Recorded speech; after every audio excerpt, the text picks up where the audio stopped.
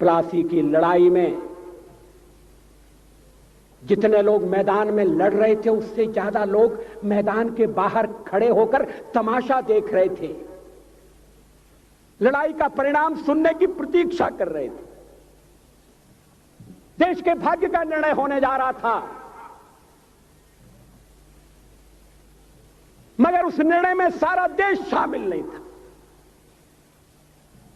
विदेश मंत्री के नाते मैं अफगानिस्तान गया था। आपको सुनकर ताज्जुब होगा, अफगानिस्तान के अपने मेजबानों से मैंने कहा मैं गजनी जाना चाहता हूं, गजनी। पहले वो मेरी बात उनकी समझ में नहीं आई, कहने लगे गजनी तो कोई टूरिस्ट स्पॉट नहीं है, गजनी में कोई 5 स्टार होटल नहीं है, गजनी में आप जाकर क्या करेंगे, गजनी में आप जाकर क्या देखेंगे। मैं उन्हें पूरी बात नहीं बता सकता। मेरे हृदय में कहीं गजनी कांटे की तरह से चुभ रहा है। जब से मैंने गजनी से आए एक लुटेरे की कथा पढ़ी है और किशोरावस्था में पढ़ी है, मैं देखना चाहता था वो गजनी कैसा है। आपको सुनकर ताज्जुब होगा, महमूद गजनी का अफगानिस्तान के इतिहास में कोई स्थान नहीं है।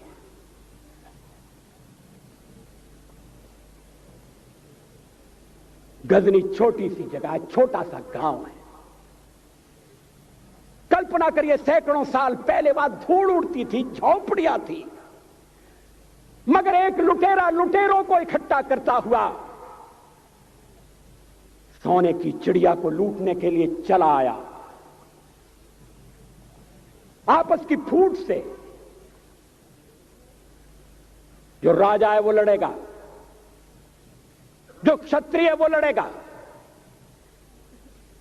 हमने समाज के बहुत बड़े वर्ग को लड़ने के अधिकार से वंचित कर दिया। हमने उन्हें हथियार नहीं उठाने दिए। मार्शल नॉन मार्शल के आधार पर हमने समाज को बांट दिया। वो लुटेरा सोमनाथ के मंदिर तक चला गया, पुजारी देखते रहे।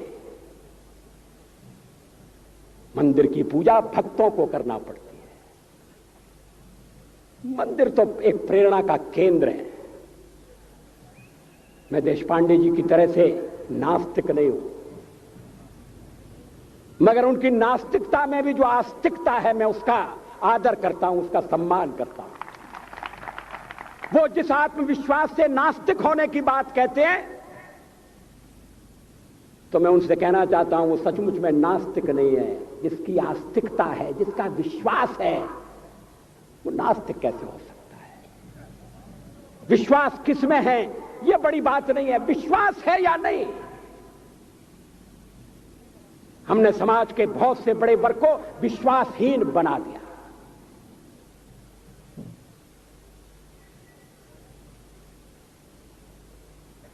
लोगों ने हथियार नहीं उठाए, वेद पढ़ने के दरवाजे बंद कर दिए। इसलिए हम पादाक्रांत हुए। अफगानिस्तान में मैंने एक बात और देखी। मुझे जिस होटल में ठहराया गया उसका नाम था कनिष्क। अफगानिस्तान एक मुस्लिम देश है। मुझे बड़ा ताज्जुब हुआ, मैंने कहा कनिष्क यहां कहां से आया। तो मेरे साथ अफगानिस्तान के विदेश मंत्री थे। मैंने कहा कनिष्क आपका कौन लगता है, कनिष्क से आपका क्या संबंध है। कहने लगे कनिष्क हमारा पूर्वज है, कनिष्क हमारा पुरखा है। He was one of our forefathers. मैंने कहा तब तो हमारे आपके पुरखे एक हैं।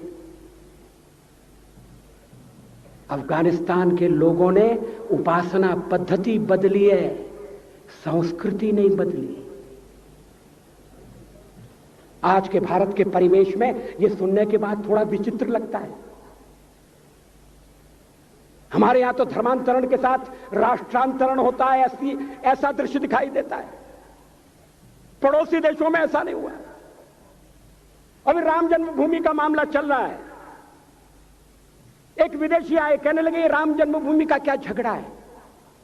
हमने कहा इस पर विवाद हो रहा है कि श्री राम कहां पैदा हुए थे, और जहां पैदा हुए थे वो स्थान उनके मंदिर के लिए प्रयुक्त किया जाए या न किया जाए। वो इंडोनेशिया से आए थे, वो मुसलमान है।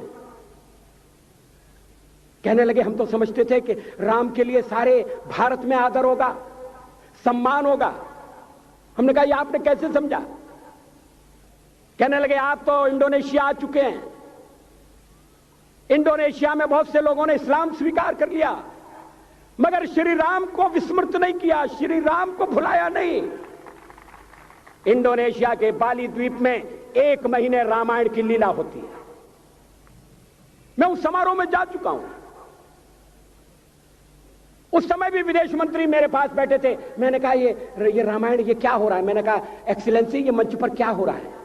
कहने लगे एक्सीलेंसी आपको पता होना चाहिए। हमने कहा मुझे तो पता है मगर मैं जानना चाहता हूं। कहने लगे ये रामायण है, ये राम है, ये लक्ष्मण है, ये सीता है। हमने कहा इनसे आपका क्या संबंध है, आप तो मुसलमान हैं। कहने लगे हमारा संबंध बहुत पुराना है, हमारा तब का संबंध है जब हम मुसलमान नहीं हुए थे। थाईलैंड की राजधानी अयोध्या कही जाती है। थाईलैंड के राजा को आज भी राम कहा जाता है। सावरकर जी ने हिंदू राष्ट्र की बात कही हिम्मत के साथ। बुनियादी तौर पर भारत हिंदू राष्ट्र है,